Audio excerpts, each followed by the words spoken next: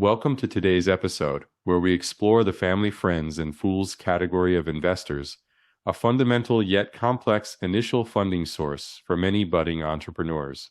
We'll dive into how tapping into your personal network can kickstart your business ventures, while also examining the intricacies and potential pitfalls of mixing personal relationships with business finances.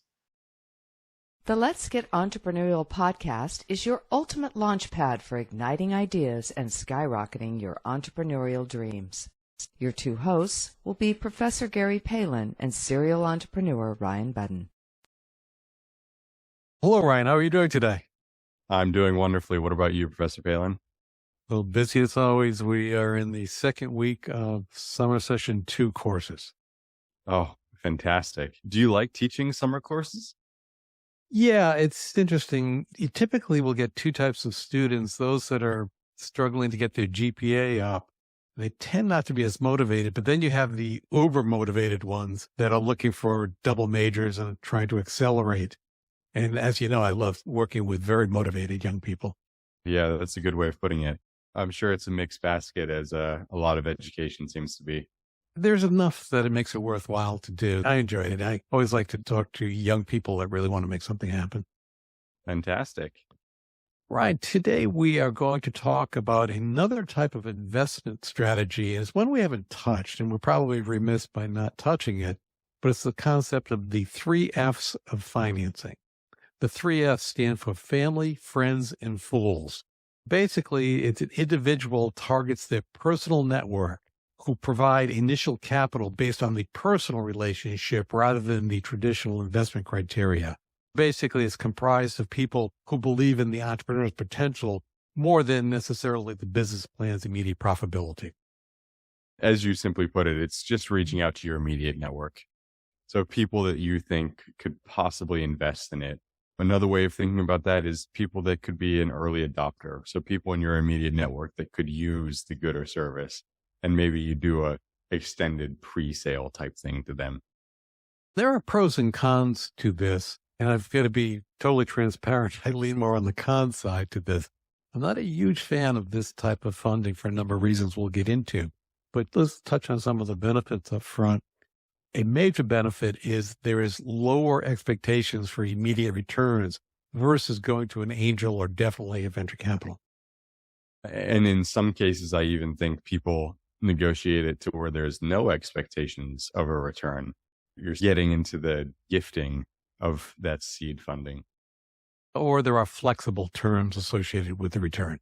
That's where you can get into a quagmire, because if there is no expectations or minimal expectations, sometimes people change and they will say it verbally up front, but then they want their money back at some point. It's very important to be clear up front. What are the expectations of the return, and treat it as if it were an angel investor.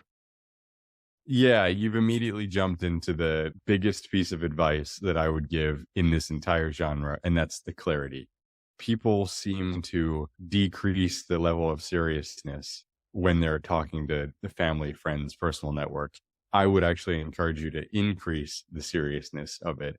Because unlike a VC or an angel, these are professionals. They've seen the good, the bad, the ugly. Your personal network is not going anywhere. And they've only probably ever imagined the good out of this. So if there is a negative outcome, it can be a very bad situation for you. I agree. Go over the top of being professional about that. And that would include having regular formal meetings, updates, structured feedback, continually communicating and interacting on where you stand with those early investors. But that can be a time drain, which is a negative. And I think you've skipped the most important one, because it should be obvious, and that's a contract. I can't tell you how many times I've seen this where it's sort of a handshake deal or an understanding. I'm doing air quotes around that, but there's no actual contract written. And that's absolutely the place you need to start. So then you can have those other things that you discussed included in that contract to increase the clarity. Yeah, you're correct. I have that in my notes. And what I have with the contract, make sure you have the terms of the investment, the repayment schedule, any equity stakes. And I would recommend having a lawyer draft these agreements. Absolutely. Now, there's an emotional risk associated with this. And to me, this is one of the biggest potential downfalls. You're mixing personal relations with business finances. If it blows up and it goes south, and I've seen it happen very often, it makes for very uncomfortable holidays. At minimum. Christmas or in the United States, Thanksgiving, those meals can get very uncomfortable. You can always come up with investors for the business, but you can't come up with new family and friends. Or it's harder to come up with more friends, but family, that's who you have. And not to jump over the emotional toll of knowing that you are now responsible for a family or friend is large. And you have to factor that into your decision-making, whether that's worth it for you. The pressure and potential stress, if you have any conscious at all, goes up. I've seen it happen with many of the investors that I've worked with or startup founders that I've worked with that have chosen this form of investment. I see people will think in terms at the beginning, specifically if it's their first venture and if it's the friends and family's first venture, they always think of the plus side of the equation with no expectations or not even understanding what the potential negatives are. And odds are the negatives will hit at some point. There's a rude awakening by everyone involved, and that's where communication can break down and problems will arise. That's exactly right. Every startup company thinks they're going to be the next unicorn, and they should. You shouldn't be getting into business if you don't want to do that. The reality is most people listening to this can name all of the unicorns, and there are thousands and thousands and thousands of companies that have attempted to get to that status.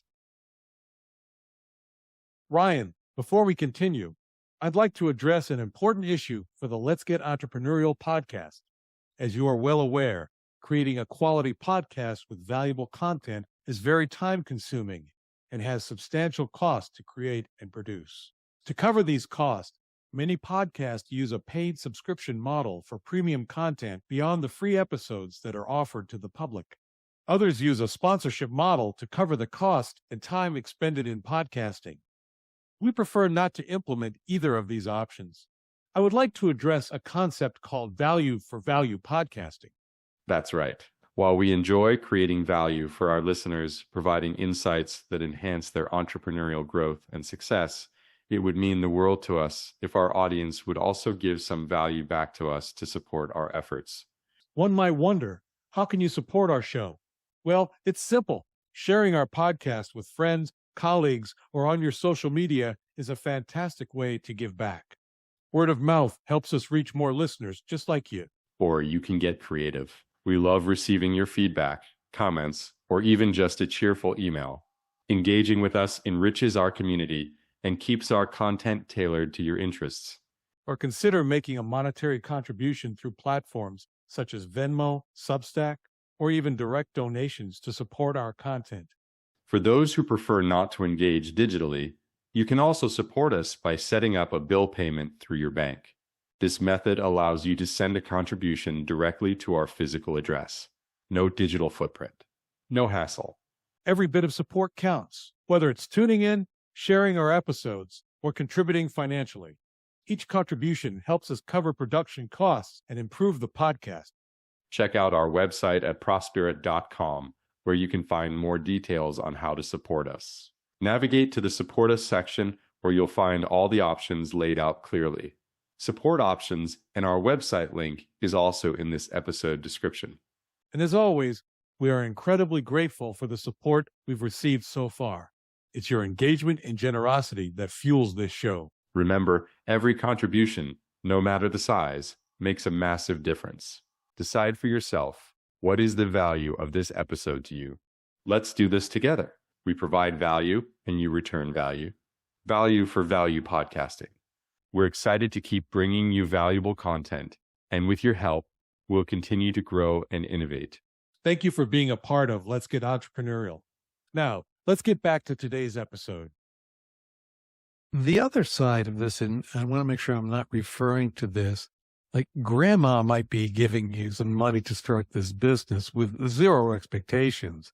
She might give you $20,000 and she would have done it anyways. She might be thinking, well, here's a down payment on a house you can use and it's a gift, or here's a down payment to start a business.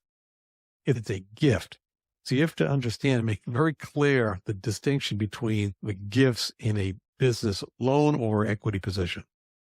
The IRS, I'm sure, is also interested in the differentiation between a gift and a loan as well. So you might want to check in to make sure that you're conforming to guidelines there as well. Yeah, there's only so many dollars per year that someone can make a direct contribution to you. Right. And that dollar amount changes quite frequently. So you might want to know exactly what it is. Yeah, I would speak with a financial planner, accountant, etc. But there is a major distinction where here's a gift, use it for whatever you want. Go buy a new car, as I said, down payment on a house, start a business with zero expectation. But that has to be understood too, because you don't want 2 years from now they're saying, where's my $20,000 back? Yeah, that's nightmarish. It's really a simple concept. They do refer to it as family, friends, and fools being the third one. And my advice would be just be very careful when you're moving in this direction. Also, we've talked about this previously. If you have a strong business concept with a strong team and you present it well, there's tremendous amount of money available to you that's professional money. Right. A difficult lesson to learn because, I can distinctly remember being in the place where I needed to raise money early on in my entrepreneurial career. It seems like you're just happy for anyone to even talk to you about giving you money. And what you very quickly realize is that there's a lot of money out there, and it's way more important who's giving you the money than how much. Exactly. I'm not advocating don't do this. I'm advocating be very clear, be very careful, walk slowly, and make sure there is minutia of clear communication. Exactly right. Any other thoughts before we close out on the 3S of financing? Treat it like a business relationship. In my mind, I would clearly distinguish your personal relationship with that person that's giving you money and your business relationship, because I think most people can agree that we have, as humans, two different personas that you can tap into. Making that clear distinction will lead you to better results. Put those clear distinctions and expectations in writing.